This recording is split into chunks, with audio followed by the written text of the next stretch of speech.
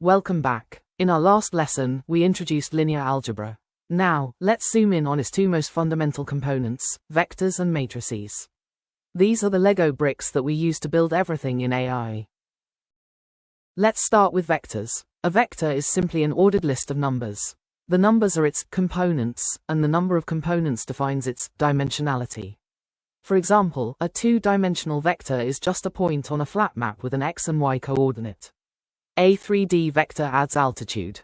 The huge vectors used in AI are the exact same concept, just with hundreds of dimensions that we can't physically visualize.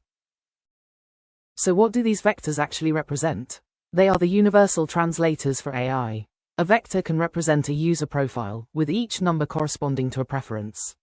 In natural language processing, every single word is converted into a complex word vector that numerically captures its meaning.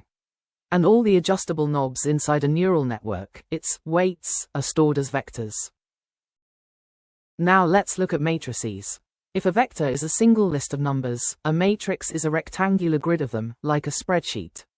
It has rows and columns, and we describe its size by its shape.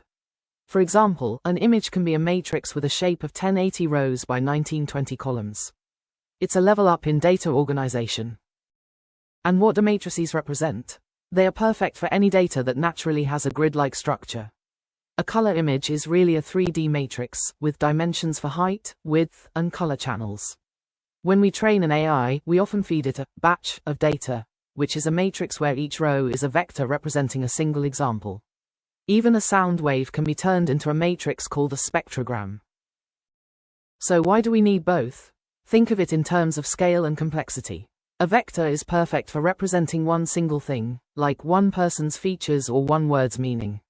A matrix is used to represent a whole collection of those things, or one more complex object like an image. And that's it. You now understand the basic vocabulary of data in AI. Everything a model learns, sees, or outputs is stored in these structures. By understanding how data is organized into vectors and matrices, you've taken a huge step. In our next lesson, we'll see how we can generalize this idea even further with something called a tensor.